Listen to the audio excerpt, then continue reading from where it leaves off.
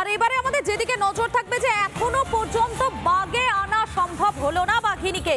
শনিবার সকাল থেকে জারি রয়েছে বাঘবন্দি খেলা। বিস্তারিত জানবো, লেটেস্ট আপডেট নিয়ে নেবো। আমাদের সঙ্গে সরাসরি রয়েছেন আমাদের প্রতিনিধি মৃন্ময় পান রয়েছেন। মৃন্ময়, এখনো পর্যন্ত কি বাঘিনীকে বাগে আনা সম্ভব হয়েছে না হয়নি?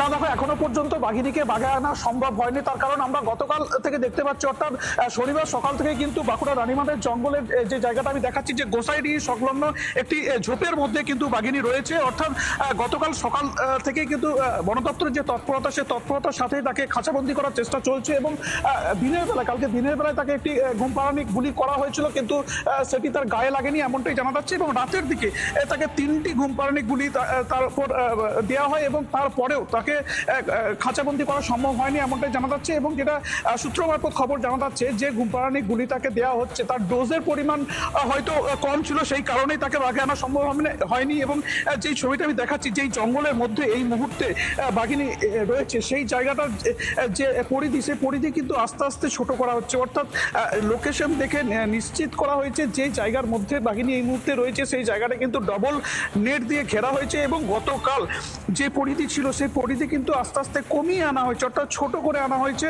এবং যেটা মনে করা হচ্ছে যে হয়তো এবার তাকে বন্দি করা সম্ভব হবে, তার কারণ অলরেডি গতকাল সারা রাত বাঘবন্দি খেলা চলেছে বন দপ্তরের সাথে, কিন্তু তারপরেও তিনবার তাকে ঘুমপাড়ানি গুলি দেওয়ার পরেও কিন্তু তাকে কাবু করা সম্ভব হয়নি। অর্থাৎ তারপরেও এখনো পর্যন্ত যেটা জানা যাচ্ছে, সকালের পর থেকে বাঘিনীকে বাগে আনা সম্ভব হয়নি, তবে খুব দ্রুত তাকে ধরা সম্ভব হবে, অন্তত এমনটাই আশা করছেন বন দপ্তরের আধিকারিকেরা। ধন্যবাদ তোমাকে মৃন্ময়।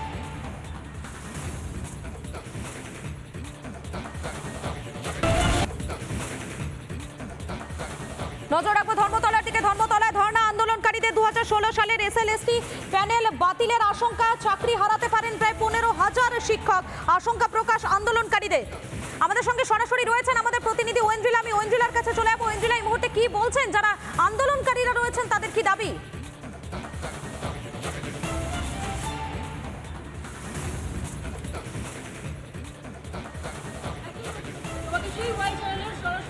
দেখাবো, দেখো অবস্থান বিক্ষোভে এই মুহূর্তে রয়েছেন এই যারা যোগ্য শিক্ষক শিক্ষিকা রয়েছেন, তারা কিন্তু কেউ চাকরির প্রার্থী নয়, তারা চাকরি করছেন। প্রত্যেকেরই কিন্তু সঠিক ডকুমেন্টস রয়েছে, রেজাল্ট রয়েছে, ওএমআর শিট রয়েছে, এক্সেল শিট রয়েছে, এবং তারপরে কিন্তু গভর্নমেন্ট তাদেরকে নিযুক্ত করেছে শিক্ষক শিক্ষিকা হিসেবে। কিন্তু তারপরও তাদের যে দাবি রয়েছে, অযোগ্যদের তালিকায় তাদেরকে ফেলে দেওয়া হচ্ছে। গোটা প্যানেল বাতিলের সিদ্ধান্ত নেওয়া হয়েছে। আপাতত সেই প্যানেল বাতিলের সিদ্ধান্তে আপাতত স্থগিতাদেশ দেওয়া হয়েছে সুপ্রিম কোর্টের তরফে। তাই তারা খানিকটা স্বস্তিতে, কিন্তু কোথাও গিয়ে যেন তারা দিনের শেষে আতঙ্কেই ভুগছেন যে এই স্টে অর্ডার উঠে গেলে তারা কি করবেন। আর এই জায়গা থেকে তোমাকে সার্বিকভাবে ছবিটা দেখাই, তারপর আসি তাদের বক্তব্যে। প্রচুর এই মুহূর্তে যারা যোগ্য শিক্ষক শিক্ষিকা রয়েছেন, তারা সকাল থেকে দাঁড়িয়ে রয়েছেন। তাদের প্রত্যেকেরই হাতে যে প্ল্যাকার্ড, তাদের খানিকটা স্পষ্ট হয়ে যাচ্ছে যে তারা বলছেন যে তাদের যে দুর্নীতি মুক্ত প্যানেলটা প্রকাশ করতে হবে। সরাসরি তাদের কাছে যাই। আপনারা সকাল থেকে দাঁড়িয়ে রয়েছেন, বলা ভালো যে গতকাল রাত থেকে শুয়ে রয়েছেন। দুদিন ধরে এখানে ধর্ণা মঞ্চে অবস্থান করছি। আমাদের বিরুদ্ধে no allegation against us, not a single allegation. আমাদের বিরুদ্ধে কোনো রকম এলিগেশন নেই, অথচ আমাদের মুড়ি মুরগি সব এক জায়গায় ফেলে দিয়ে টোটাল প্যানেলকে ক্যান্সেল করে দিয়েছে। তাই আমরা চাইছি সরকার এবং আমরা এসএসসি সবাই একটা স্বচ্ছ লিস্ট দিক, যেখানে আমাদের নামে কোনো এলিগেশন নেই।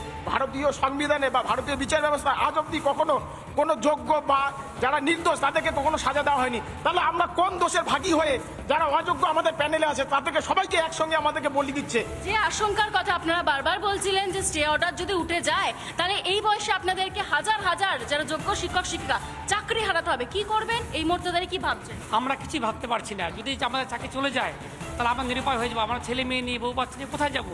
বৃদ্ধ বাবা মা রয়েছে, ছেলে অসুস্থ, মা অসুস্থ, আমরা কি করবো ভেবে আমাদের কান্না পাচ্ছি। আমরা ভাবতে পারছি না সেই বিষয়টা। তো আমরা সবার কাছে রিকোয়েস্ট করছি, সরকারের কাছে, এসএসসির কাছে, ওয়েস্ট বেঙ্গল বোর্ডের কাছে, আমাদেরকে এখান থেকে রক্ষা করুন। আমাদের রক্ষা করার কথাই তারা দাবি জানাচ্ছেন। এবং তারই পাশাপাশি আরো কি বক্তব্য রয়েছে তাদের কাছ থেকে জানবো। আপনারা বলছেন যে এক শ্রেণী যারা দোষী, তারা অপরাধ করেছে, আরেক শ্রেণী যারা এতদিন ধরে চাকরি করেছে, তারা হচ্ছে আপনারা, সেই ক্যাটাগরিতে রয়েছেন আপনারা। এক্ষেত্রে কোথাও কি চাল আর কাপড়কে আলাদা করা যাচ্ছে না, তাই এই মুহূর্তে পাপের ভাগিদার আপনাদেরকেও হতে হচ্ছে। দেখুন, যেভাবে মার্কেটিং করে এগুলো বলা হচ্ছে না, বিষয়টা এরকমটা নয়। আসল বিষয়টা কি, তথ্য দিয়ে সিবিআই লিস্ট দিয়েছে, রোল নাম্বার দিয়েছে। বাক কমিটির রিপোর্ট কিন্তু একদম সবার একটা লিস্ট দিয়ে দিয়েছে যে কারা এর মধ্যে যুক্ত এই দুর্নীতির সাথে। তাহলে অলরেডি কিন্তু আমরা দেখতে পাচ্ছি যে সেগ্রিগেশন হ্যাজ বিন ডান। তুমি যখন টেন্টেডদের লিস্ট আলাদা করে দিয়ে দিচ্ছ যে তারা দোষের ভাগী, তাহলে তুমি তাদেরকে বাদ দিয়ে যাদের কোনো অভিযোগ নেই, তুমি কোনো কিছু যার বিরুদ্ধে কিছু লিস্টে নাম দাওনি বা কিছু দাওনি, তাদেরকে তুমি আলাদা করে বাঁচাও। তুমি কেন সেখানে গিয়ে সব কটাকে একসঙ্গে করে তারপরে টোটালটাকে তুমি বাতিল করে দিলে? এটা কখনোই হতে পারে না। আমাদের লড়াইটা এখানেই যে যারা আমরা যোগ্য শিক্ষক শিক্ষিকা যাদের নামে অভিযোগ নেই, তাদের কথাটা তো ভালোভাবে সুন্দর করে গুছিয়ে কাউন্টার প্রশ্নের উত্তর দিয়ে এসএসসিকে এবং স্টেট গভর্নমেন্ট বা বোর্ডকে তার লয়ারকে সেটা তো সিজিআইয়ের কাছে তুলে ধরতে হবে। এবং আপনারা বলছেন একজন দক্ষ আইনজীবীর প্রয়োজন রয়েছে, এই দক্ষ আইনজীবী কেন পাচ্ছেন না? আমরা তো আমাদের তরফ থেকেও আইনজীবী দিয়েছি, কিন্তু যারা নিয়োগ অথরিটি তাদের দায়িত্ব অনেক বড়, কারণ বেশ কিছু অভিযোগ যার বিরুদ্ধে ওঠে তাকে সেগুলোকে কাউন্টার করতে হয়। সেগুলো তারা কাউন্টার করলে ব্যাপারটা খুব স্বাভাবিকভাবেই একটা জায়গায় আসতে পারে। এটা প্রথম গেল। আর এরই পাশাপাশি আমরা দেখলাম কি গতকাল রাত্রিবেলাও আপনারা লালবাজারে গিয়েছিলেন, লালবাজারে কি আজকে আপনারা যাবেন, আরো একবার কি আবেদন জানাতে যাবেন? সেটা আমাদের যে সেন্ট্রাল নেতৃত্ব আছে তাদের সাথে আলোচনা করব। শুধু রাজ্যবাসীর কাছে একটা কাতর আর্তি জানাতে চাই, আমাদের অপরাধটা কি কেউ একটু বলে দেবে? কেন আজ আমরা রাস্তায়? স্কুলে না থেকে আমাদের তো থাকার কথা স্কুলে, কেন আমরা রাস্তায়? কেউ আজ পর্যন্ত একটা অভিযোগ করতে পারিনি আমাদের প্রতি। আমাদের নাম কোথাও নেই। তো আপনাদেরকে এভাবে বসতে হচ্ছে রাস্তায়। আমরা বসে আছি এই দুরাত, আমরা মাইনে পাচ্ছেন, সরকারের মাইনে পেয়েও আপনাদেরকে এভাবে বসতে হচ্ছে। যোগ্য চাকরি করছেন তারা যোগ্য হয়ে, এবং এই জায়গা থেকে তারা মুখ্যমন্ত্রীর কাছে আবেদন রাখতে চাইছেন। কি আবেদন একটু শুনি তাদের থেকে। আমরা যাদের আন্ডারে আমরা কাজ করছি, আমরা চাকরিরত, সেই রাজ্য সরকারের যিনি প্রধান, মুখ্যমন্ত্রীর কাছে আমাদের আবেদন, শিক্ষামন্ত্রীর কাছে আবেদন যে আপনারা সকলে মিলে এবং এসএসসি চেয়ারম্যান আমাদের সাথে বসে কথা বলুন। এটা তো মানে খুব ছোট ম্যাটার নয়, এত হাজার যোগ্য শিক্ষক শিক্ষিকার জীবনের ব্যাপার। তো সেই জায়গায় দাঁড়িয়ে কাতর আবেদন আপনাদের কাছে, আপনারা আমাদের সাথে কথা বলুন, বসুন, এই জিনিসটাকে কিভাবে করলে আমরা মুক্তি পাবো সেটার একটা ওয়ে আউট বার করতে হবে।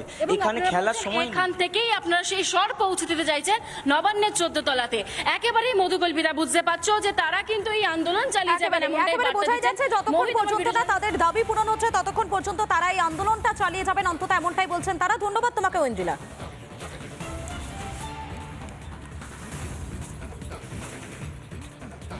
নানা ধরনের কন্টেন্ট দেখার জন্য লাইক করুন, শেয়ার করুন আমাদের ফেসবুক পেজ, সাবস্ক্রাইব করুন আমাদের ইউটিউব চ্যানেল। পাশাপাশি অন্যান্য ব্রেকিং নিউজের জন্য অবশ্যই চোখ রাখুন রিপাবলিক বাংলায়।